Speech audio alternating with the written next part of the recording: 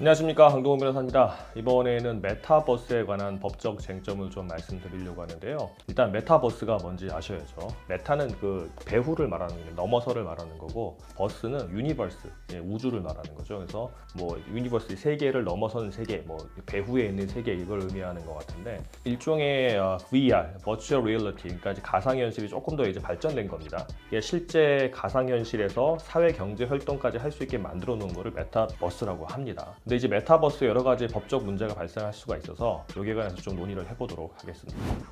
자, 메타버스에서 가장 먼저 문제가 될 수 있는 게 저작권 문제입니다. 저작권 문제 중에서도 인공지능의 과연 저작물에 대해서 저작권을 인정할 수 있을까 하는 문제인데요. 우리나라 저작권법상으로 저작물은 인간의 사상이나 감정을 표현한 창작물을 말하는 거거든요. 그런데 이 메타버스에서는 사람이 아바타를 가지고 들어가서 뭐 작곡도 하고 글도 쓰고 그림도 그리고 할 수 있겠지만, 인공지능 AI가 노래도 만들고 그림도 그리고 하는 게 비일비재하게 실제 벌어지고 있고 벌어질 수 있습니다. 예를 들어서 뭐 가상인간이라고 하죠. 가상인간이 작곡도 하고, AI가 물론 하는 건데요, 작곡도 하고 노래도 부르면서 그런 뭐 그 곡이나 아니면 노래들 아니면 그림 같은 것들이 메타버스 안에서 거래가 된다고 한다면, 소비가 된다고 한다면, 이거를 만약에 저작권을 침해하는 행위가 발생했을 때 누군가 이제 그런 저작물을 가져가서 마치 자기가 한 것처럼 판다든가 해서 그런 수익을 가져간다고 했을 때 저작권 침해를 주장할 수 있을 것인가 하는 문제가 발생을 하는데, AI가 만든 게 과연 저작물인가 하는 것도 문제가 됩니다. 왜냐하면 아까 제가 말씀드린 것처럼 저작물은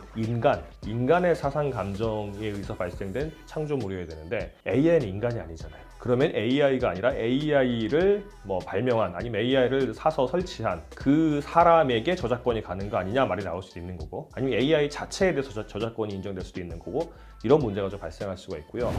그다음 두 번째는 또 상표권 문제가 좀 발생할 수 있어요. 뭐 가장 대표적인 예로 이제 유명한 브랜드죠, 구찌 같은 경우는 이제 네이버가 운영하는 메타버스 플랫폼인 제페토라는 플랫폼에서 버추얼 컬렉션 같은 것도 판매하고 이렇게 하고 있는데, 만약에 어떤 사람이 아바타를 만들어서 그 제페토 안에서 구찌의 상표권을 똑같이 만들어가지고 구찌의 버추얼 컬렉션을 유사하게 해서 의류를 판매한다든가, 그 메타버스 안에서 아바타들이 입을 수 있는 의류물을 이제 돈을 받고 판다, 이렇게 되면 과연 구찌의 상표권을 침해하는 게 맞냐도 문제가 됩니다. 왜냐하면 그 상표권이라고 하는 거는 이제 상표가 상징하는 연결되는 물건이 있어야 되는 거거든요. 근데 메타버스에는 안에 있는 버추얼 컬렉션, 이제 아바타들의 옷을 입히는 게 되겠죠. 이제 그런 것들이 과연 이걸 상품이라고 할 수 있는지, 그리고 메타버스 안에서 구찌와 같은 상표를 쓰는 게 구찌와 동일하거나 유사한 상표인지 도 문제가 됩니다. 왜냐하면 현실에서는 똑같이 복사를 해서 그 상표로 쓴다고 한다면 당연히 동일하거나 유사한 상표고, 구찌는 옷을 만들고 가방을 만들고 신발을 만드는 회사니까 그런 물건을 만들면 상표권 침해가 되겠죠. 그런데 메타버스 안에서는 좀 다를 수가 있단 말이죠. 메타버스 안에서는 그냥 눈에 보이는 아바타들이 그 몸을 가리거나 뭐 발을 가리는 일종의 이제 코드 같은 거죠, 이제. 근데 그거를 과연 이걸 상품이라고 할 수 있는지, 상표권이 표상을 하는 상품이라고 할 수 있는지도 문제가 되고, 그다음에 거기에 나오는 상표가 과연 구찌 상표가 똑같다고 볼 수 있는지도 문제가 됩니다. 이런 뭐 또 상표권 문제가 있고요. 그다음 마지막으로 또 개인정보가 문제가 될 수 있는데요.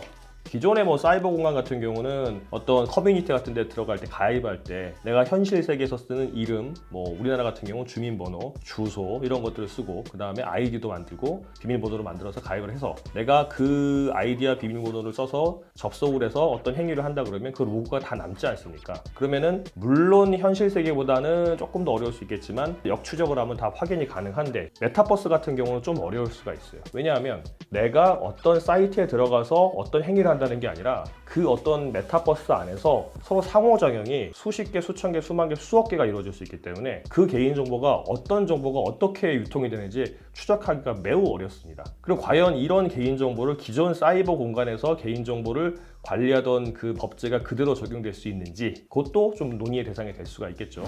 자, 메타버스는 뭐 전 세계적으로 아주 뜨겁게 관심을 얻고 있죠. 네이버에서 운영하는 제페토 같은 경우는 이용자가 2억 명이 넘는다고 합니다. 그리고 최근에 뭐 BTS가 자체 플랫폼을 통해서 콘서트를 했는데 거기서 뭐 한 몇백만 명이 몰려가지고 콘서트가 진행됐다고 하죠. 사실은 아이돌 같은 경우는 그 몇백만 명이 온다 그러면 실제로 공연을 하는 것보다 훨씬 더 수익이 좋을 수도 있어요. 그리고 이 메타버스 같은 경우는 실제 거기서 사회 경제 활동이 벌어지기 때문에 상업활동, 돈 거래가 발생할 수 있다는 거죠. 그렇다고 한다면 아주 파괴력이 크다고 보여집니다. 그래서 저희 법무법인 같은 경우도 여기 관심을 많이 가지고 있고 실제 저희 회사도 이 메타버스 공간에 법무법인을 설립할 예정입니다. 그래서 기업들이 이쪽 관심을 가지고 일하실 때 제가 방금 말씀드린 그런 법적 쟁점뿐만 아니라 다른 쟁점에 의문점을 가지신다고 한다면 저희 법인에 문의를 하시면 도움을 받으실 수 있을 겁니다.